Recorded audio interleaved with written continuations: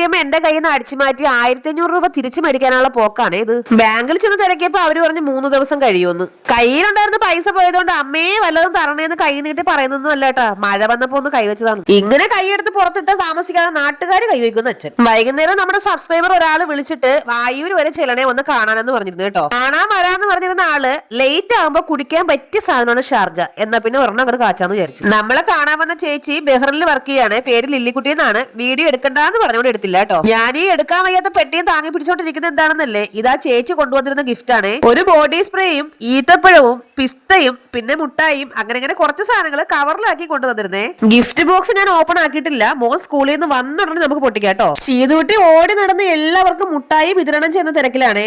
അങ്ങനെ മോൻ സ്കൂളിൽ നിന്ന് വന്നുടനെ ഞങ്ങൾ ഗിഫ്റ്റ് ബോക്സ് കയ്യിലെടുത്തു കേട്ടോ. അതിനുള്ളിൽ എന്താണെന്ന് അറിയാതെ ഒരു സമാധാനം ഇല്ല. ബോക്സ് തുറന്നപ്പോ ആദ്യം ഉണ്ടായിരുന്നത് ഇതുപോലൊരു ആനക്കുട്ടിയായിരുന്നു കേട്ടോ. പിന്നെ ഉണ്ടായിരുന്നത് വേണ്ട ഇതുപോലൊരു ചുന്ദരം പാവക്കുട്ടി കയ്യിൽ കിട്ടിയതോടും കൂടി ശീതുക്കുട്ടി ഭയങ്കര ഹാപ്പി ആയിരുന്നേ.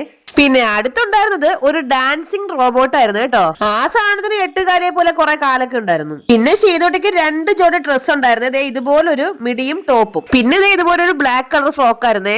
ശീതോട്ടി ആ പാവ തറയിൽ വെക്കാതെ രാത്രി വരെ കൊണ്ടു നടന്ന് ഉമ്മ വയ്ക്കലും ഒരു ബഹളമായിരുന്നു കേട്ടോ. ഇതാണ് നമ്മുടെ ഡാൻസിങ് റോബോട്ടെ. ശരിക്കും പറഞ്ഞാൽ സൂപ്പർ ആയിട്ടോ ഇത് കാണാൻ. ലില്ലിക്കുട്ടി ചേച്ചിക്ക് ഒത്തിരി താങ്ക്സ് ഉണ്ട് കേട്ടോ. ഇനി അടുത്ത പരിപാടി നാളത്തെ ബാബുബലിക്ക് വേണ്ടിയിട്ടുള്ള അച്ചാറിടൽ പരിപാടിയാണ്. കർക്കിടക വാവിന് ലഡുവും കൊടുക്കുമെന്നാണെങ്കിൽ ഇത് ലഡു അല്ലേട്ടാ, നാരങ്ങയാണ് അച്ചാറിനുള്ള. ആത്മാക്കൾ കാറ്റായിട്ടും മഴയായിട്ടൊക്കെ വരുമെന്ന് കേട്ടിട്ടുണ്ട്. ഇന്നതേ ഒടുക്കത്തെ മഴയും കാറ്റും. ഇത് ഇനി എല്ലാരും കൂടി ഇങ്ങനെ വരുവാണോ എന്തോ. മഴ പെയ്തിട്ട് മുല്ലപ്പെരിയാർ ഡാമിൽ നിന്ന് വെള്ളം വരും കണക്കാണ് ടാർപ്പയുടെ മട്ടേന്ന് വെള്ളം വീഴുന്നത് കേട്ടോ. ഇവിടെ പിന്നെ മഴ മാനത്ത് വരുമ്പോഴേ കറണ്ട് അങ്ങോട്ട് പോയി സഹായിച്ചോളും. ഇന്ന് മിക്കവാറും ഞാൻ ഇരുട്ടത്തിന് തപ്പേണ്ടി വരും. അച്ചാറായ സ്വാഹ. എന്റെ ദൈവമേ, മുളക് പൊടി ഇട്ടപ്പോ നൈസായിട്ടൊന്ന് കൂടിപ്പോയോ എന്തോ. ഒരു 1.5 കിലോ മുളക് പൊടി, അതിൽ കൂടുതൽ എന്തായാലും ഉണ്ടാവില്ലെന്ന് അച്ഛൻ.